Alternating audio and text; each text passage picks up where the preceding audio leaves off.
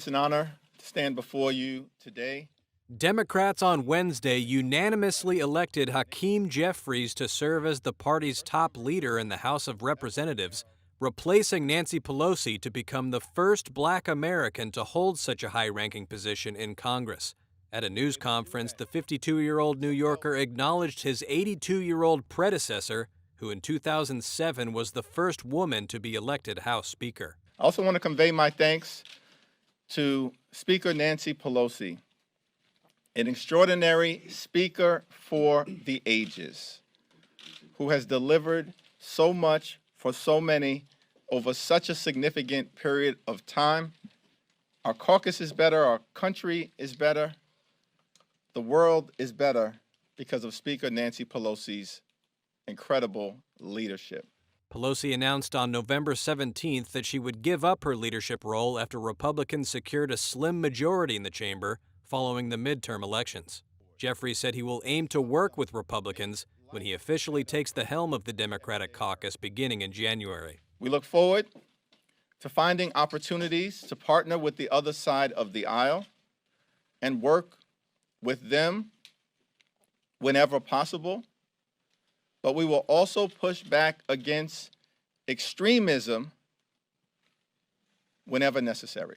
With Republicans in control of the House next year, leader Kevin McCarthy, who is set to become the next Speaker in January, said his party would push for deep cuts in spending and launch investigations into President Joe Biden and his son, Hunter. Space is a new place of conflictuality. Indeed.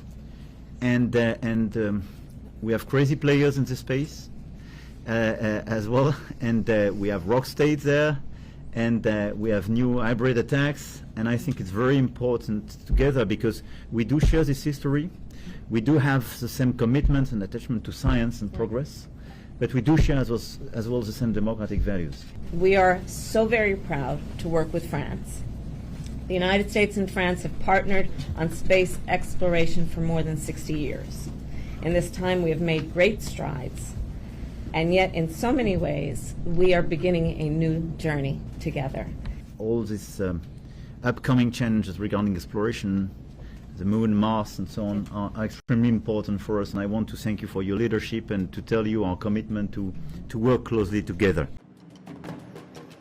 Prince William's godmother has resigned from her role in the royal household following a racism scandal. At a grand reception at Buckingham Palace on Tuesday, Lady Suzanne Hussey repeatedly asked a charity boss, who is black, where she was from. Ngozi Fulani, who was born in Britain and works for a domestic abuse support group, wrote on Twitter that the royal aide had repeatedly asked her, quote, "What part of Africa are you from?" The exchange happened at a Violence Against Women and Girls reception hosted by the Queen.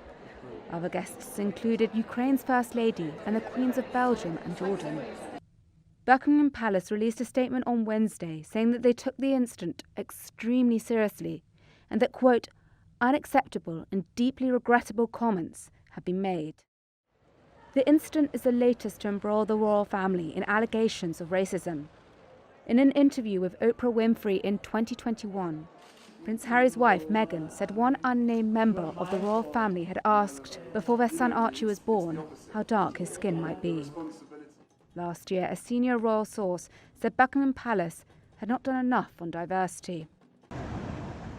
New York City Mayor Eric Adams' new long-term strategy to fix the Big Apple's homeless crisis is stirring controversy. If severe mental illness is causing someone to be unsheltered and a danger to themselves, we have a moral obligation to help them get the treatment and care they need. His plan, announced this week, involves hospitalizing severely mentally ill homeless people, even if it's against their will. Adams said the city will pair clinicians with police officers into teams dedicated to getting New Yorkers in crisis into care. These specialized intervention teams will have the training, expertise, and sensitivity to ensure that those in need are safely transported to a hospital for evaluation.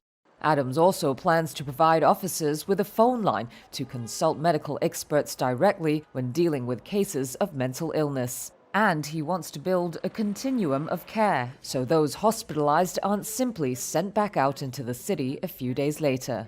But the New York Association of Psychiatric Rehabilitation Services CEO Harvey Rosenthal says the reality is that hospitals are already overloaded, and the issue should not be dumped on law enforcement. The mayor's talking about training the police, and the police will get a hotline. It's just too much to vest on them. And frankly, there's been too many tragedies on both sides.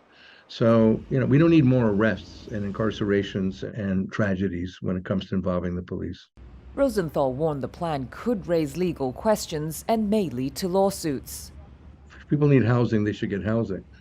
If people need a crisis support, we have plenty of supports, new ones and old ones, that are not the emergency room in a hospital. So we're looking at an institutional sort of solution that is probably a violation of rights and certainly the wrong way to go and a traumatizing way to go. New York City has seen a rise in violence, including random attacks on subway riders in the last year. Adams and New York Governor Kathy Hochul have vowed to address the issue by expanding mental health services and stepping up police presence on subways. The mayor's office said on Tuesday the city would begin deploying co-response teams of health workers and police officers to patrol high-traffic subway stations as more homeless people are expected to gather there during the winter months.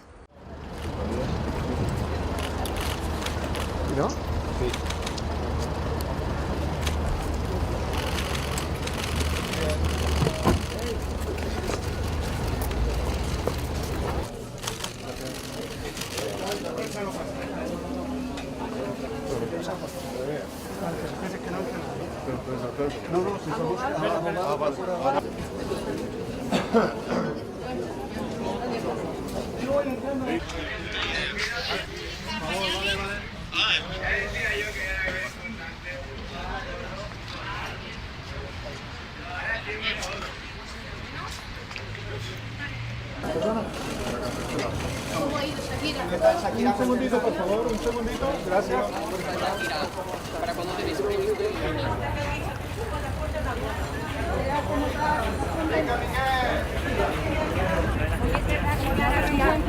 Me apoyó en todo momento.